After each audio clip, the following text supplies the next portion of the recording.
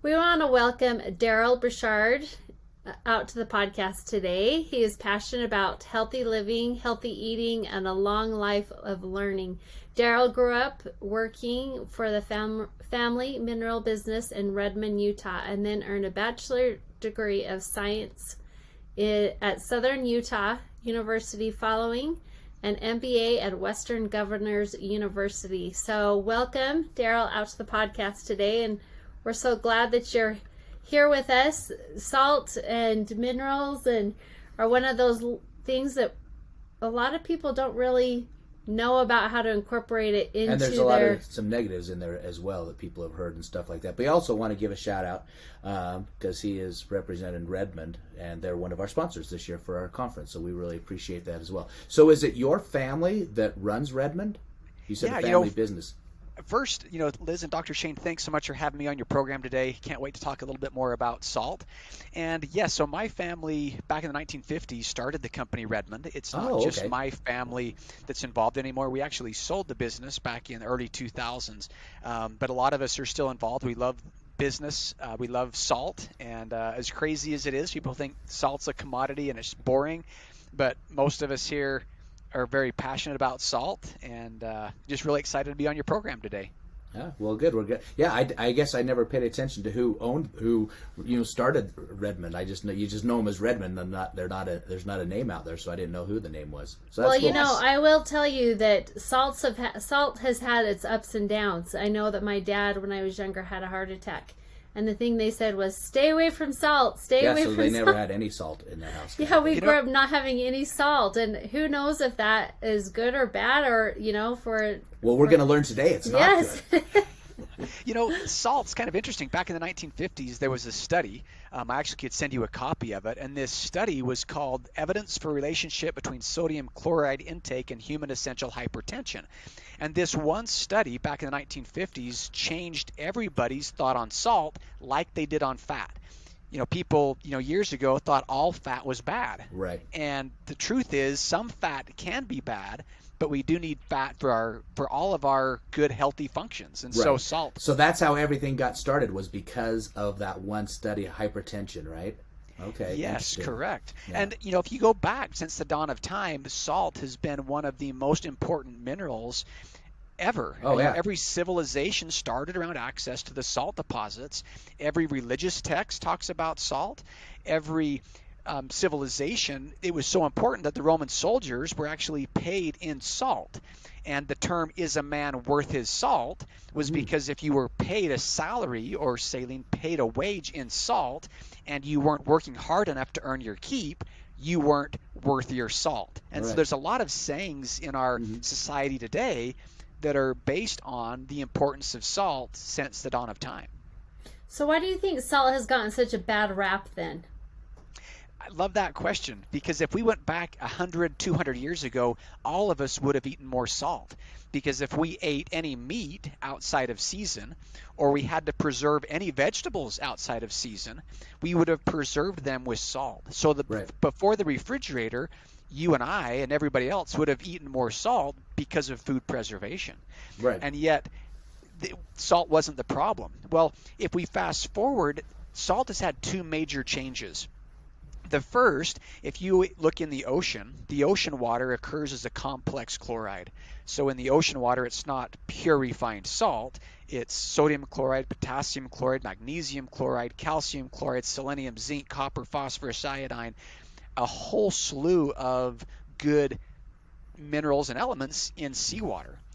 Yet, around the turn of the century, salt companies realized that they could take seawater and they could transfer it through a series of evaporation ponds and slowly eliminate some of those other elements. So they could pull the seawater into a pond, leach off the potassium chloride, move it to the next pond, leach out the magnesium chloride, then the calcium chloride. So through a series of evaporation ponds, they could change the nature of the salt itself. That was the first challenge. The second is salt is hygroscopic.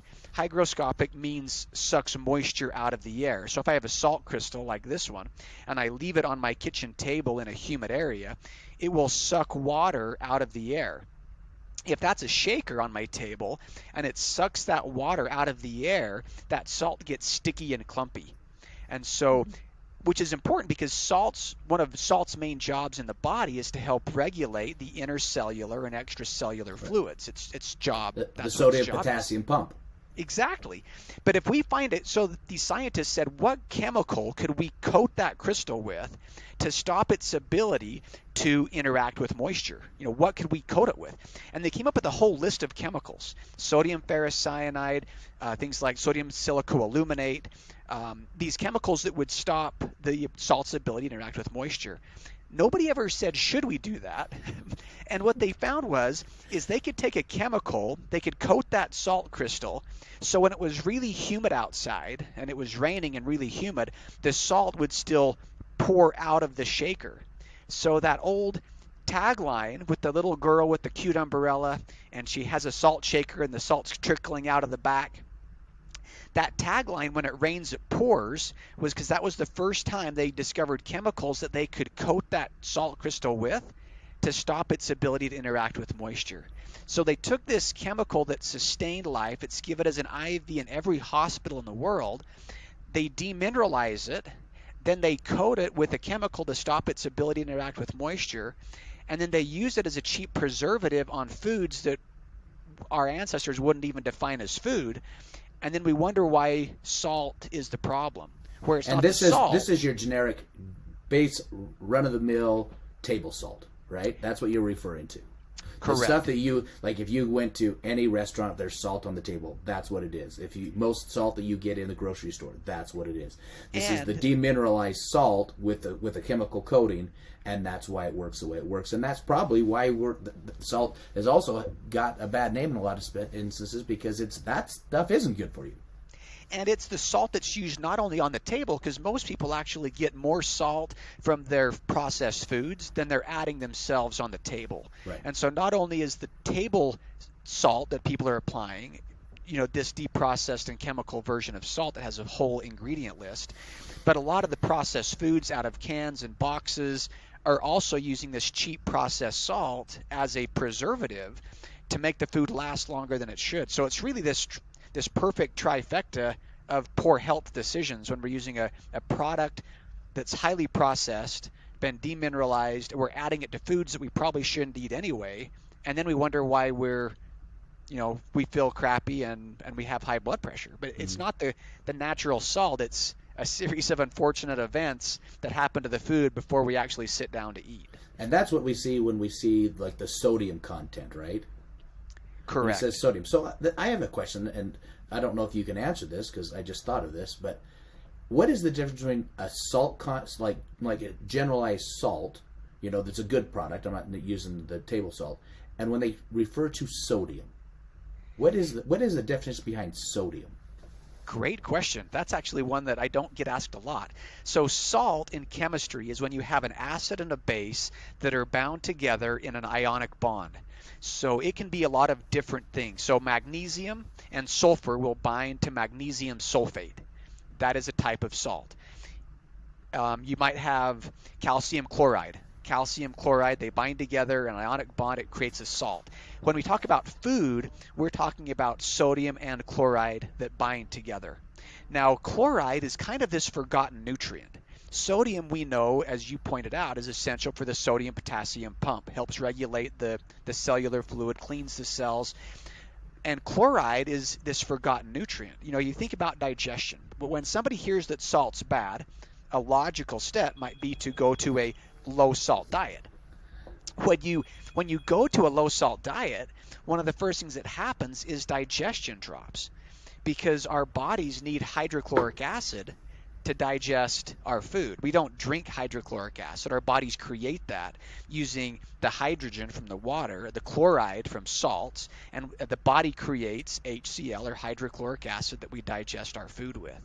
And so sodium is part of the sodium chloride molecule that bind together. When you have one sodium, which is very basic, it's alkaline, one chloride or chlorine, which is a deadly gas if it's in its purified form, but yet you take this reactive base, which is sodium, this very caustic acid, which is chloride or chlorine, but yet they bind together, and it's essential for life. It's a sodium chloride that's very different from pure sodium or from pure, chlorine. Excellent. So, also with salt, they have can you just kind of tell us? There's a lot of different varieties of salt, and there's Like the iodine, pink salt, the Himalayan got really popular a few years ago. and then there's with iodine, and what are the different types of salt? Great question. So in salt, if we were to go back 1,000 years and we were to look at how our ancestors would have gotten salt, they would have got it in one of two ways. The first way, they would have watched the animals, and the animals might go and they start eating the soil or digging in an area, and they would find a salt deposit that was buried beneath the earth. And so eons ago, during the Jurassic era, there was a big inland sea that covered most of Utah, Colorado, Wyoming, Montana, this massive inland sea. It was called the Sundance Sea, like the Sundance ski resort that you find here in Utah. This ancient inland sea. I thought it was Lake Bonneville. Is that different then? Lake Bonneville's That's actually different. Oh, yeah, okay. so Lake Bonneville was much later in geologic time frame. Okay. So the Great Salt Lake is remnants of Lake Bonneville. The real salt deposit, this crystalline deposit, is remnants of the Sundance Sea, which was eons earlier. But our ancestors would have found access to these salt deposits. There's some of these ancient seabeds that are found in Bolivia. There's some in Pakistan that the Himalayan deposit comes from. There's some here in Utah, which is the real salt. So our early ancestors would have watched the animals, and they would have found these ancient salt deposits. So that's one way. The other way is our ancestors would have gone out to the ocean. The ocean water occurs at about 3% salt. And so they could have taken this ocean water and brought it into one pond, let the water evaporate, and then they would have been left with eventually salt crystals, because they would have evaporated that off. Now, if you go to France, if you bring the ocean water into sand, the ocean water just seeps back into the sand. So you lined that pond with gray clay, and that clay will keep the water from the seawater from settling off back into the sand. So when you rake up those salt crystals, you get a gray salt crystal because of that gray clay that the salt is settling off in. If you go to Hawaii, they do that same process today, but they use a red clay. So the Hawaiian red salt comes because they're using a red clay pond, and they're bringing off the ocean water from Hawaii and letting it settle off in one complete set. And so that's where the different salts come today. Your primary salt comes from either a current ocean, like the Gulf of Mexico, the Sea of Japan, San Francisco Bay. It might come from a dead sea, like it the really Dead comes Sea. from San Francisco Bay, because that is a toxic environment. Oh my gosh. Okay. So we'll talk a little bit about that in a second. I think there's 3 really good questions you should ask yourself when you're looking to buy a good clean salt. And you might end up with Redmond real salt. You might end up with a number of great salts from around the world. But I think there's 3 questions that'll help you zero in and find the perfect salt for you. And so, so it could come from a current ocean, like the San Francisco Bay, Gulf of Mexico, Sea of Japan, Mediterranean. It might come from a dead sea, like the Dead Sea in Israel, the Great Salt Lake here in Utah. It's a dead sea. It's part of Lake Bonneville. And then you also have these ancient seabeds. And so years ago, like back in the 70s or even before, if you bought sea salt from the grocery store, it might have actually been better than a table salt. Today, when you walk into the store, because salt is all from the sea at some point, the term sea salt's been destroyed. And so I tell it's a myth. Yeah. Conscious people today, don't look for sea salt. Whatever salt you buy, look at the label, and you'll be able to see if it has a series of ingredients or what processing has been done to it, which is way more important than a manufactured, marketing term like sea salt or something similar. Mm-hmm. So what is Himalayan? Because that was a popular one. Where's that processed at? So the Himalayan deposit comes largely from Pakistan. There's also parts in Nepal. There's this big ancient seabed that has been pushed up in that Pakistan region. There's a very similar deposit in Bolivia. So if you go down to Bolivia, there's a beautiful rose pink salt in Bolivia. And so these 3 questions that I think are really important to ask, they're really simple. And I think these 3 questions, whether you're buying kale chips, whether you're buying eggs or you're buying salt, or maybe even a mountain bike, I think these are 3 really good questions to ask. So the first one is, who is producing it? As you know, today our food supply, it's getting harder and harder to really know where your food's coming from. Right. You know, one of the beautiful parts about going to a farmer's market, assuming they're actually farmers at the market, is you can look at the guy or the gal that's raising whatever it is you're eating and know actually who it is that's producing the product. You know, today you walk into a big box store, especially with salt, you buy a shaker of salt, and knowing exactly what region, what sea did that come from? Did it come from the Gulf of Mexico or the San Francisco Bay, which isn't an ideal body of salt water? You know, we humans have not been the best stewards of this planet that we live on. And water being the universal solvent, it doesn't take a whole long time from Exxon Valdez spill up in Alaska to make its way all the way down the coast. And so I think some of these questions of who is producing it is important, because then we can ask the second question, which is, what is the source? You know, if you're going and you're buying some grass-fed meat, where is it coming from? You know, what is the source of this food item that I'm consuming? Because if you know who's producing it and where it's coming from, then you can ask the third question, which is, what are they doing to it? Are they putting anything in, or are they taking anything out? And I think whether you're buying steak, eggs, apples, salt, anything really, if you can know who's producing it, know where it's coming from and what they're doing to it, I think you're going to make a lot better informed decision than shopping for a brand or, you know, shopping because of an influencer. I think those are just three really solid questions that'll help you be healthy naturally, like your podcast suggests. Yeah, so can you tell us a little bit about, I've heard just from, I would say like the food storage and stuff like that, there's a lot of talk about with the iodine that's in the salt. And some people say, well, with like food storage and stuff, you kind of need to have some of it that has the iodine in it. Can you tell us like the good stuff, the positive stuff, the negative stuff when it comes to iodine and salt? So no discussion on salt would be complete without a discussion on iodine. What's interesting that most people don't know is the reason that we associate iodine with salt is because of World War I. Yeah. And if we go back to World War I, when they instituted the draft, a lot of men, particularly out of the Midwest, had a big goiter problem where the thyroid would swell and they would get this big goiter problem because of the lack of iodine. Now, a big group of scientists and government officials got together and said, we cannot continue the draft if we don't solve this goiter problem. And we know that's a result of iodine deficiency because it's happening in the Midwest. But you think about World War I, early 1900s, people are eating a lot out of white sugar, white flour, canned foods, and they're not eating a lot of seafood, no dulse, no seaweed, no kelp, and very little seafood because they're kind of landlocked. And so the scientists got together and said, how can we get people to eat more iodine? I would have hoped that somebody suggested they have a campaign on eat more foods rich in iodine. I don't know that never happened, but they looked at food items they could add iodine to force iodine consumption. They looked at adding it to bread, like they do bromide as an enhancer. They looked at adding it to water, like they do fluoride in some cities. And what they found was the only thing they could come up with that the iodine would be in a somewhat stable form that people had to eat to live was salt.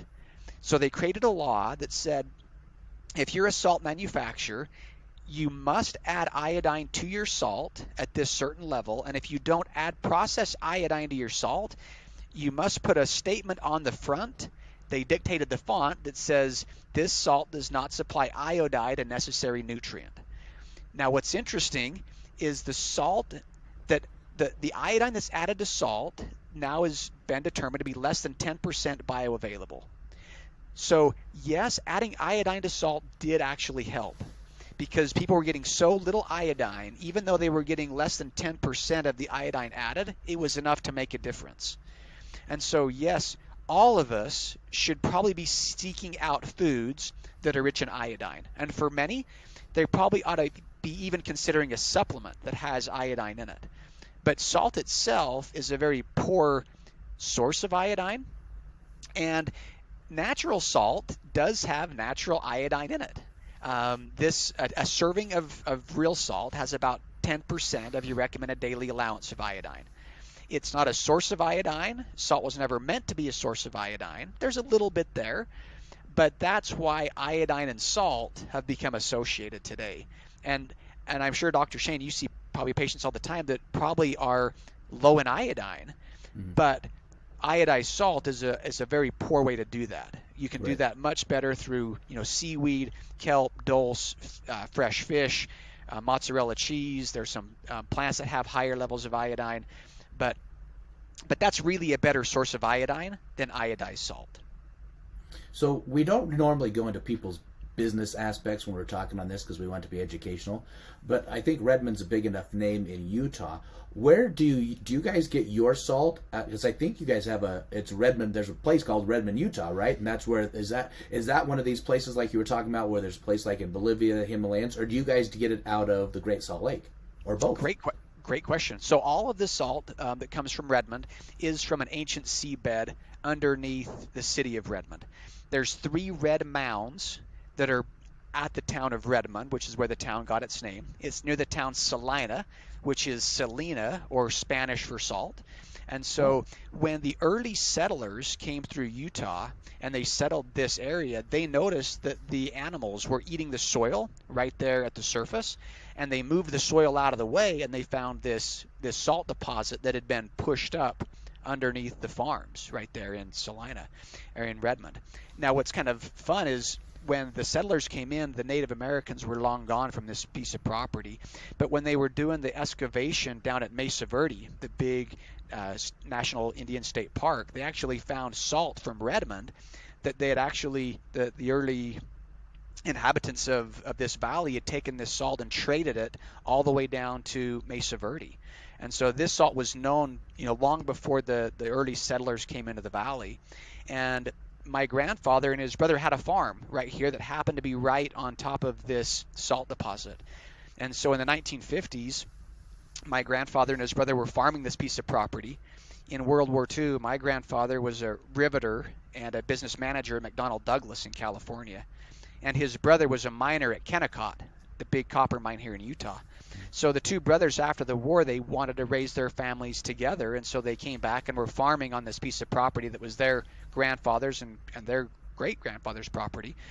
And when the farm wasn't doing that well because of the drought, they thought they've got to do something to feed the kids and give the boys work. And so with the business experience of my grandfather and the mining experience from his brother, they bought a bulldozer and plowed the corn and the alfalfa out of the way and started selling salt to the local farmers. And then they ate it themselves because it was cheaper than buying it. But at the time, again, in the 1950s, we as a society kind of thought white flour was better, right? White flour is better, white sugar is better. Because it's been refined. They've taken everything out of it. So we had this, that was the problem.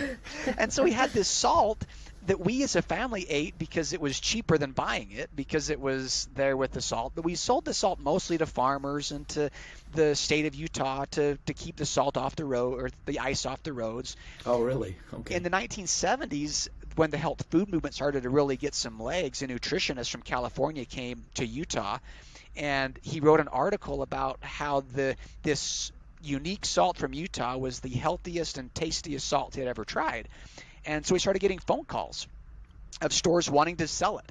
And we said, well, we don't really sell it. When we eat it ourselves, we don't sell it that way.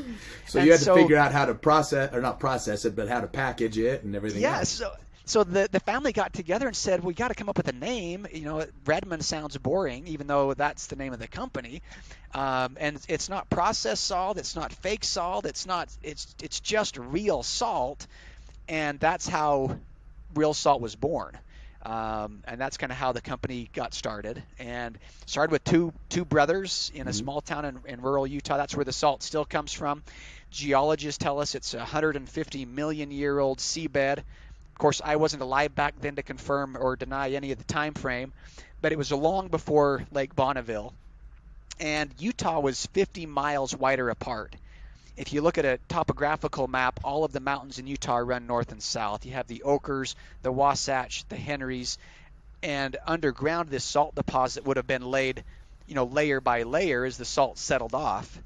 And then it was compressed and pushed up. So just like the mountain ranges in Utah all run north and south, this salt deposit that's been pushed up is about a quarter mile wide, 3 miles long, and about 5,000 feet deep. Because this seabed initially was at sea level, which was 5,000 feet down before the Great Basin was all pushed up and the Wasatch Fault was pushed up and buckled. And that same buckling and compressing happened with this seabed. So they're mining salt, and they have mines underneath the ground, right? And when they take a shovel and dig it out, that shovel is completely full of salt. Completely full of salt from an ancient seabed. So if you come Wow. onto our website sometime, Yeah. we've got some videos and you can go underground. And the strata I know they do tours and stuff too, right? Yeah, only we can't do open public tours. We can for key accounts like yourself, but because of some mining regulations, we don't do open tours. But the strata all runs vertical, which is unique to a deposit because a sedimentary deposit like the coal deposits here in Utah are all laid horizontally, but under heat and pressure, that strata has been pushed vertical, which makes it a very safe and structured deposit. But as you come underground, the wall, the ceiling, the floor, everything is just salt. So when are you going to run out of the salt then? That's a great question. Fortunately, They said it's 5 miles deep or something like that, right? Yeah, so it's about 3 miles long, about a quarter mile wide, and 5,000 feet deep. And in the last 40 years, we've gone down about 600 feet in the deposit. And we've only been taking about 30 to 40% of the material. So our estimates are about 900 more years left of salt. It's long enough away that you don't have to worry about it. Yeah, we've got a few generations that'll be okay. Yeah. Can we talk a little bit about the minerals and stuff and how it affects your body if you are mineral deficient in some of these minerals that salt helps? Yeah, so outside of a spiritual discussion, the only difference in the three of us visiting 1 minute and then being dead on the floor the next minute is the absence of an electric current. So in order of importance, we have oxygen. We know that if oxygen was sucked out of this room, we would be in a world of hurt really quick. Right. And then the next thing is water, because you can live quite a long time without food. Many of us pack a lot of extra food with us. But we can't live a long time without water. And then the next thing in order of importance is salt and these minerals, because outside of that spiritual discussion, we're really just water and minerals. We remember in grade school that we learned that our bodies are, 71, 72, 73, somewhere in that percent water, which means if I'm 150 pounds, I'm about 42 pounds of water, or about 42 pounds of mineral, and about 108 pounds of water. And outside of a spiritual discussion, the only difference in me living and dead is this absence of an electric current. And salt is what keeps us conductive. And so if we were to start drinking as much distilled water as we could, eventually we're going to probably die from hyponatremia, because we're going to flush all of the salts out of our body. Our tears are salty, our sweat is salty, our urine is salty. No matter what we drink, we are losing salts and minerals all of the time. And so that's why salt has always been such a key part of every civilization, is because outside of oxygen and then water, salts are the next most important thing. And we can get some salts through our diet.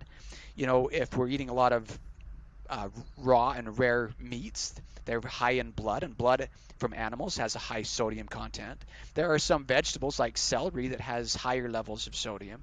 But generally speaking, animals and humans need to find ways to supplement sodium if they're eating clean processed foods. Now, if you're eating out of boxes and cans, you're probably getting a lot of processed sodium already. But if you start to try to eat more intentionally and start eat more, raw foods and prepare your own foods, adding salt to your diet becomes quite important. So they talk about, well, first of all, we have a son that's a wrestler, and he's very much into health.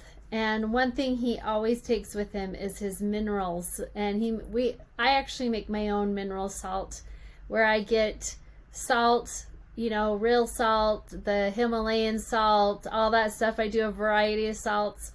And then I fill it full of water and let it sit for 24 hours. And then it comes with, you have this mineralized water. And then we take like a teaspoon of that and add it to, 32 ounces of water or whatever. But he swears by, if he doesn't have his minerals, he did right before each match. Like, it's because if you go to a wrestling tournament, they take forever. You never know when you're going to wrestle. But when it's on within about 30 minutes before his docket time to wrestle, he takes this mineral that he's put together, and yeah, he swears. But this is the kid that hasn't had sugar in 6 years as a 17-year-old. So he's pretty impressive, actually. So I was a wrestler myself. I wrestled all through high school. Was given a scholarship to wrestle in college. I didn't go that route. Which is very hard. Yeah, that's hard. But in wrestling particularly, you're sweating hard. You're probably trying to manage your water weight before check-in, which becomes problematic as well. And so for years, I love your formula, Liz. That's a perfect formula. For years, I've told people, rather than buying the hot pink, the purple, the blue, the food coloring sports drinks, make your own for pennies. Yes. A quart. And those other ones are crap. Let's be honest. They are, and they're expensive. You can take a quart of good, clean water, add a quarter teaspoon of your natural salts, a squeeze of lemon, a little bit of honey if you want a little energy boost, and you have made the world's best sports drink for pennies on the dollar. Because again, especially when you're, if you're a firefighter, a roofer, a wrestler, a hot yoga, you are sweating, and every time you sweat or cry or urinate, you're just flushing salts. So unless you're replacing those, especially if you're eating clean like your son does, you're going to start having leg cramps, muscle cramps, nauseas, headaches.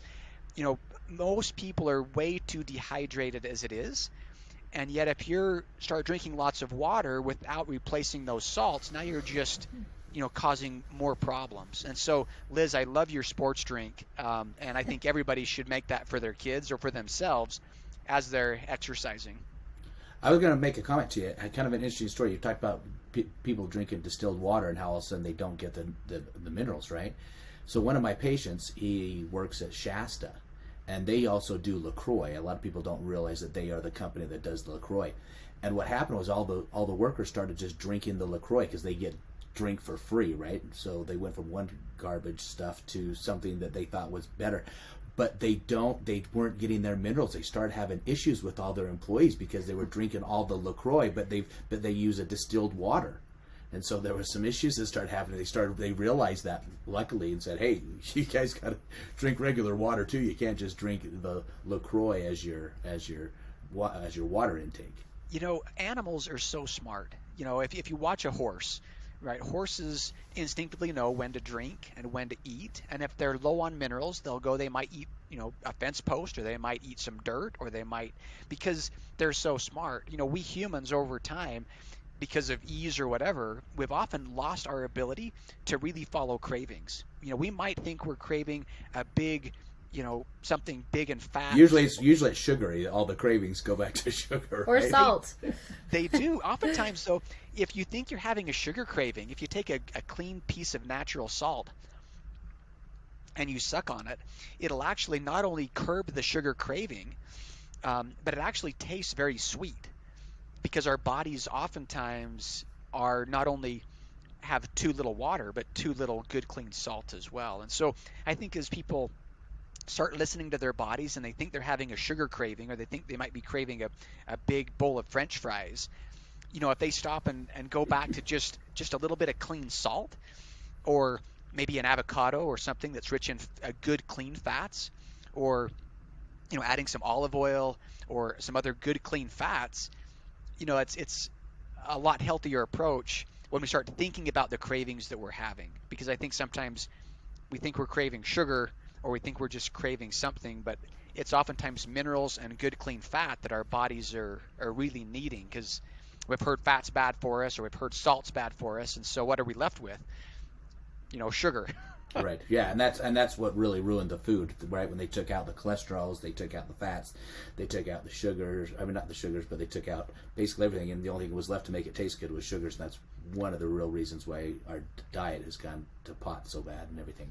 Something interesting with sugar too is sugar is a preservative, and so when people hear salt's bad in manufacturers will start pulling salt out, but to still make the food last longer than it should, they'll add additional sugar to help add as a preservative because they're taking the salt, this processed salt out. So you're trading one, processed refined salt, which is bad, for another processed refined white substance, which is probably worse. Who knew that a discussion on salt would be so interesting? So just a little bit of a pub, come to the conference, because he's going to be speaking again. Show up with your water with a little bit of minerals in it, right? Or else get them as you stop off at their booth. I'm sure they'll have something to give you a little bit of mineral boost right there. Well, and like I said, I really appreciate you having me on the program today. I love talking about salt. There's just so much more we could talk about. And obviously, I'm a little biased, but there's a lot of great salts from around the world. So if you come to the presentation at the conference, I cover about 8 different salts that I think are great quality salts from around the world, from Bolivia to Pakistan to Australia to Bali. There is some amazing salts from around the world. We're just one of those. And I appreciate you helping tell the story that salt is not bad, as we may have thought it was when you grew up in your home when you thought all salt was bad. Right. Well, thanks again. Thanks so much. We appreciate all that your company has not only done in the salt world, but in the natural world throughout Utah. So that's a great company. We appreciate you very much. So thanks again for being on our podcast, and we'll see you soon. So just hold for about 5 seconds until she'll hit the button that will finish it off.